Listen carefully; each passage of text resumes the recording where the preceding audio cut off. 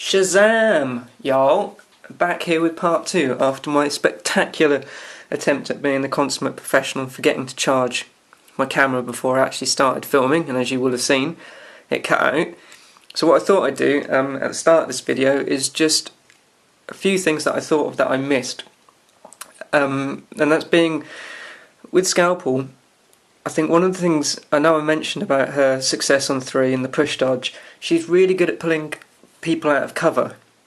If the model's got 4-1, 3-1, any sort of defence around that area, with her tack 7 she's losing a dice, so she's rolling 6 dice, she's still going to get, against a 4-1 she's going to get 3 successes, against a 3-1 she's probably going to get 4, she's still going to hit that push dodge on 3, so she's still going to be getting momentum, and she can pull people out of cover who don't want to be pulled out of cover. Vitriol maybe, if you got yourself into a situation where Scalpel's in cover, she can push dodge her way out of cover so that people like Vitriol and Mist don't get the benefits for striking against you in the shadows. I think their ability's called, or let me just check. Cover of Darkness. No, sorry, Skilled of Shadow. So that's one of my favourite abilities to use of her, is to pull someone out of cover who thinks they're in a good position, and then help me isolate them to go in, if I'm activating her early in the turn, to set up then the likes of Ghast and Graves to do the work. So that's one of the things I failed to mention in the earlier video that I really like to do with Scalpel, is pull people around the board. And one of the things I missed with this dude was that yeah, he's probably my best ball retriever. I don't know if I mentioned that on the earlier video, but I tend to use him a lot against, well, against everyone really, but to go in against whoever's got the ball, to put the pressure on the player who's got the ball, which is, I think, one of the ways I've been scoring a lot of my goals. Ghast gives me the option of knocking them down, and Graves gives me the option of just taking the ball. Now, I just started talking about Bonesaw, so we'll go on to him. I have used him, and I want to try and use him more, because I do really like the model, and I think he can get some work done. But I've tried using him in, like, against teams that want to play football, like the Fishermen, who want to have the ball and that. But he's got his tackle on 2, and he's only got 4 dice, whereas Graves has got his tackle on 1, and has got 6 dice. And they've basically got the same threat range, because Bonesaw's got 8 and then 1 inch, and Graves has got 2 and then 7 and then 2 inch. And if they're damaged, he gets an 11 inch. So I'm not really sure how I should be using Bonesaw. So he's in the 8, he's number 7, I sometimes swap him in and out, but he basically falls into the same category as my 8th player, Cosset, which is the Midas choice. Basically, the last 2 players on my roster I generally have there just for if I have to face Midas. The other 6 are going to be in there pretty much all the time. There's going to be Scalpel, it's going to be Silence, it's going to be Graves, it's going to be Mist, it's going to be Ghast, it's going to be Dirge. But then if I face Midas, I can't be having Graves or Ghast, because I can't have him getting the Unmasking and I can't have him getting Scything Blow. So then I'm looking at players in my team who've got abilities that, okay, if he gets them, it's going to do something, but it's not just going to rape me blind like those 2 abilities will. And as I said, I try and use Bonesaw to put pressure on the other team with the ball, but actually, like I say, Ghast can just knock them down momentously on 2, the ball scatters. So I look at Bonesaw's abilities and I'm thinking he's got a 3-8 kick, which is good. He's got an 8, so he's got 16 inch straight up threat on goal. Football Dervish is one way of it's an ability that you can use to get around things like compounds. Is it Horrific Odour, where you have to pay the extra influence because you get it off the playbook? But you need 3 successes against compound, because you activate it on the column 2, and then you've got to get 1 for the armour, so you're only going to get it off the charge. So and that also earlier, one of the things I forgot, one of the things I use with Silence, as I said, I really struggled to actually get his shut out or tucked off, but actually I use those abilities just to activate Gluttonous Mass, because most of the models at the moment that have got Gluttonous Mass have got a low defence, so I'm thinking Fangtooth is 2s, Compound and Esters are 3s, I can't think who else has got it. maybe it's just those 3 models at the moment. So they're all low defence, so you've got a fair chance of getting it off, so it's a nice easy way of activating it at range, which then allows my strikers or Scalpel or whoever to go in and bounce off compound and score goals off him without activating his counter charge. So that's something I forgot to mention earlier. And by doing that, it then allows Bonesaw to charge in and get off Football Dervish, but I haven't actually managed to do that yet. I know there's also the dream of charging in, getting Unexpected Arrival, which is momentous on his 3, which then does the enemy models within the pulse suffer a 4-inch push, clearing a load of models away from him, and then having a shot on goal. I just haven't managed to get that done yet. I've only used him a couple of times. He's a bit quirky, really, because he wants to activate early in the turn, so that he gets his offensive defense ability, which is he gains +1 when targeted by an enemy attack or character play defense after he's finished his activation. So you almost want to use him early in the turn to get that defense 5, and then he's got reanimate, so he can, if he gets taken out, he then gets 3 hit points back. So he actually has 16 hit points. So he can be quite tanky. But it's that 50mm base. And I know so many people struggle with that. It's just so immovable. I know he's got his heroic play, Swift Win, but if he's activating early in the turn, you may not even have the momentum to get that off. He's just so difficult to get around players, I find. Like, he's got a push dodge, but it's on 4. He's only attack 4. He's only ever going to get that on the charge or on crowding out. He's got a dodge on 1. It's just, when you've got Scalpel and Mist who can get in and get around and just move around so much easier than Bonesaw, I do struggle to use him. And I find also using 2 strikers can be a bit influence hungry, because they don't do anything unless they've got influence. They don't have any, I think, other than Sakana, who's got that free counter attack. Is it poised or something? I can't remember exactly. But he's the only striker who I can think of off the top of my head who actually has a passive ability that doesn't require influence to activate. I could be wrong. I don't know all the strikers by a long way. But it just seems that he doesn't, if he hasn't got influence, he's not doing anything. And if I take him, then I'm not taking Ghast, and Ghast for me he just does so much. As I've said, he wanders around, he knocks people down, he generates momentum, he puts pressure. Either you deal with him or you ignore him, and if you ignore him, he's walking around knocking you down, and if you go in and engage him, you're investing a lot of your influence doing it. So the last member of my 8 is Cosset. Now, I haven't used her very much because I don't know if there's a bigger glass cannon in the game. I know Chisel's very fragile. She's something like 3s and 1 with 13 health. But Cosset's like 4s and nothing. If she gets knocked down, she's 3s and nothing. She's got 12 health. She just dies if someone looks at her angrily. She's got a pretty, she's got 7-9 basic. So she's fast. She's got a 10-inch threat range on the charge, and she charges for free, which is a thing, because it means if you want to use her influence on someone else, she can still get work done. She'll still make that charge. Kick a 2-6 is not bad. Gives her like a 15-inch threat range on goal. Bonus time it 3 and 6. Yeah, I'm pretty happy with that.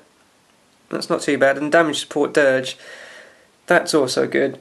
I should probably try and get more done with that, because when you look at her playbook, she gets +1 damage from dirge being nearby. If you've got rage and you tooled her up again, she'd be doing, with the bird, she'd be doing 3 damage on 1 success. And she'd be doing 4 momentous damage on 2 successes. She's got attack 4, which obviously goes to 7 with crazy. Yeah, there it is. Crazy +3 attack. That's a thing. So for 7 dice, you're going to be hitting, if you get to the 3, you're doing 5 momentous damage. It's doable. Against 3s and 1, certainly she could realistically be doing 5 momentous damage on 1 hit. She'd almost guaranteed to be doing 4 momentous damage, so on the charge you could even be hitting 6 damage with a possible wrap. Imagine that, you get 6 on that column, 3 on that column, you're doing 9 damage on the charge. But she's just so fragile. I think the only team I'd feel comfortable taking her against probably be the Fish. Even they can take her out. So I haven't really used her enough yet. I'm not entirely sure that I'm going to on Saturday unless I face Midas. Lure looks like a good ability. I was discussing this with, and the main reason she's in was I was discussing on Twitter last night with Hall of Legends, who you should definitely check out. He's got some very sound, reasonable advice. He was saying to take Cosset, because I was debating between Cosset, Minx and Rage. All of them, interestingly, have Furious, which isn't why I was debating them. I was thinking about their abilities, of what they could do, or what Midas could take from them. And then I thought, well, Rage, you can take Tooled Up, which could be a bit of a thing. I haven't used Rage yet. I quite like Minx. I think Minx is very fast. She's very good at taking out people who've just come on. She's got a decent enough playbook. I think I've got it just over here. Another absolute demonstration of my consummate professionalism by not having the card ready. Here we go. So, again, very similar, really, when you look at her card, or what she does to Cosset. If I take this out. They've both 7-9. Okay, Cosset's tack 7. Minx is tack 5. They're both 2-6 kick. Minx is slightly more survivable, 4s and 1 with 12 health, slightly more. The reason I was considering Minx is she's got marked target on the 3, which means that any model, or my team, that declares a charge against that model gets +2 to their charge range. I was thinking in my head, if Minx goes and charges someone, if she managed to somehow, if she got a wrap, activates marked target, gets the 1 momentous damage, that then means Graves has got a 13-inch threat on that player. And that's the thing. But then obviously that would mean that Graves would have to be on the pitch as well. I'm not sure that I'd drop Minx for, certainly not Ghast, and probably not Mist either. But it's something I might look at doing in the future, maybe in some friendly games, trying her out and seeing what she can do. They've both got Screeching Banshee, which I only just really realised. It's quite a good ability. I suppose that's where Cosset would come in handy against the fish. So she can charge in, she'd get Screeching Banshee off against them, so they take the 2 damage, which would then enable Graves, increase Graves' threat range on them, and it would do -4/-4 move. And that's pretty awesome. If you got Embalming Fluid on them, that's -2/-2 as well, so you're taking 6 inches off their move and their charge. That's going to ruin the fish's day, or ruin one model's day per turn. So yeah, Minx was a consideration. I have used her a couple of times. I like the model, I like the fluff. So maybe she'll come back into my team at some point. Again, Furious, damage target. Yeah, follow up. Never had the chance to use that, but I've only used her a couple of times. So when an enemy model leaves her, or advance that causes it to leave her melee zone, she can make a jog directly towards this model. A lot of time people don't seem to do parting blows. They don't seem to move models away unless they really feel they have to, and the fact that she's got a tackle on the 2 means if they've got the ball they're unlikely to move away from her because she's going to get 7 dice, so even if they're 5+ defence, which most strikers or people who've got the ball are going to be, she's still likely to hit 2. She says she's still likely to get the ball. Same with Cosset, she's got the tack on 3, so if she's already activated she's going to be tack 7. On the charge, tack 11. That's the thing, she can go in, do her charge, do another attack, and then she has got the ability, if they're a 1-inch melee, to get out of town by dodging back out momentously, which is a thing. So if I play the fish and it's not gone very well early on in the day, then that's perhaps what I will do. Perhaps I'll put Cosset in and give her a go. So going back over to quickly summarise, these are the guys that are in.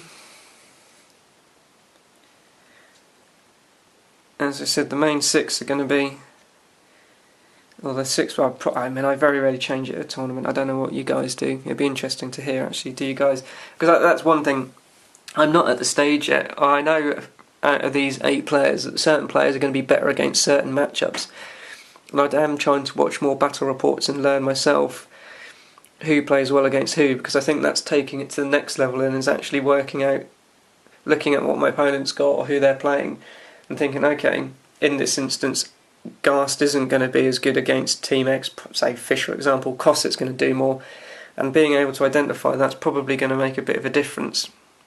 So that's something I definitely need to work on. I think something else I need to work on is my deployment. Like, it's happened the other day, I set up, I had the plan in my head, I'd been thinking about it during the day, I knew who I was playing, I was pretty certain I knew what he was going to be taking. It came to deployment and I fell apart. all of the plans that I'd worked out during the day, I just went bleh, and had a brain fart, and just splooge came out of my ears, and I just panicked, and I deployed, and I looked at what I'd done, and I was like, that is not at all what I thought of doing. I don't know why I did it. I think in general, what I initially had thought of is identify which side the kicker's going to be if I'm receiving. Identify where the kicker's going to be. Ghast should always be in the middle, so you can just wander forwards and engage someone.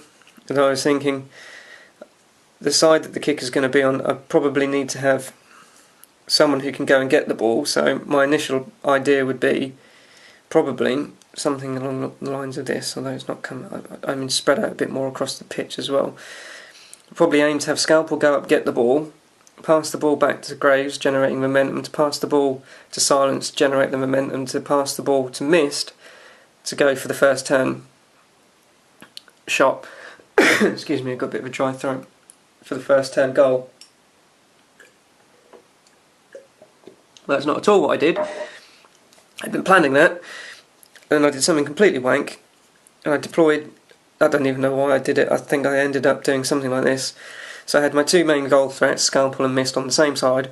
Scalpel went and got the ball, came back, passed the ball to Mist. I panicked. I think I saw Mercury ahead of her. Vitriol was over that way. Just kill Vitriol. If you ever play Alchemists, and Vitriol's there, and she'll always be there. Just kill Vitriol. She is in the room for me of fucking dickhead players, along with Shank, and I must admit Ghast is in there. They're just players who, when they're on the other side of the table, I'm just like, oh, fucking hell. They just do so much. They wreck so much face. They're awesome.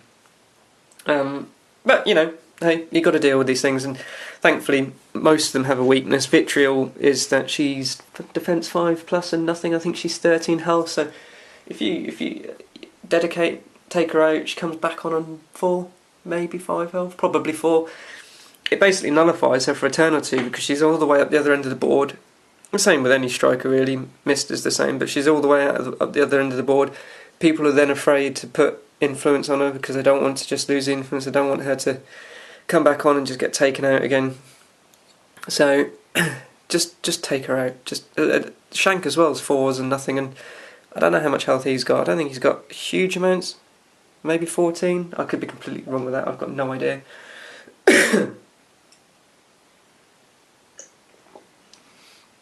So, yeah, with these guys, it'll be turn 1. If I kick, generally Silence. Although I'm thinking maybe I should kick, depending on who I'm playing, with Scalpel to get her further up the pitch, so she can make that play on turn 1 to go attack the ball, put pressure on the ball, or even get up the pitch, second wind, or late activation, second wind, into the mascot of the opponent, and just wreck the mascot on the next turn, because that's about the only thing, along with people possibly like Cosset and Flint, who she can actually take out in one activation, is the mascot. And if you get the chance to take out the enemy mascot, you just got to go for it. Yeah, so Scalpel gets 4, Silence gets 1, although on turn 2 he generally gets 2, and Ghast only gets 1 just to sprint him up. Mist will get 3 in this lineup because I was working it out earlier. I get 4, 3 is 7, 7 and 2 is 9, 9 and 1 is 10, 11, 12, so I only get 12. But if you get the early goal, then it puts me onto 13 and away we go. Scalpel gets 4, Silence gets 1, 1 of Silence goes to Grave, 1 of Silence goes to Ghast, and the Birds goes to Mist, giving Mist 3. I pretty much do that every turn because that allows Ghast to sort of walk around and knock down 2 people, and gives Graves the opportunity to charge or to go put pressure on the person who's got the ball. And that's what I was thinking earlier that I also missed off, is that a lot of the people who are good ball carriers only have a 1-inch melee. So Ghast can go in, tackle them because he's got the tackle on 1, and then he's not engaged, so he still gets his 3/6 kick. Which means if he doesn't make the pass on 3 dice, well, you don't deserve to make the pass, and tough shit. So hopefully this weekend, the first time I played in this tournament, I won 1 and lost 3. I'd like to do better than that. I haven't used the Morticians at a tournament. I do find that they can be quite a time-consuming team. Maybe I just don't know them well enough. But we'll see. I will do a video after the tournament because I'm due to do a hobby update, show you guys what I've actually managed to paint. I have actually managed to paint some stuff as well. So pat on the back me, claps for totes, because it takes me forever to do these sort of things. So I'm going to end it there and say thanks a lot for watching this and putting up with my horrendous lack of professionalism. Please drop us a comment, let us know what you liked about it, if you didn't like anything of it, if you think I'm missing the mark with these guys, anything you think that can improve my play. And always hugs and kisses to you all. And if you see me at the tournament on Saturday, come up and give me a hug, give me a kiss. I'll be the skinny one in the orange t-shirt, the other two are Straw and Parker. So love you all and thanks a lot for your time.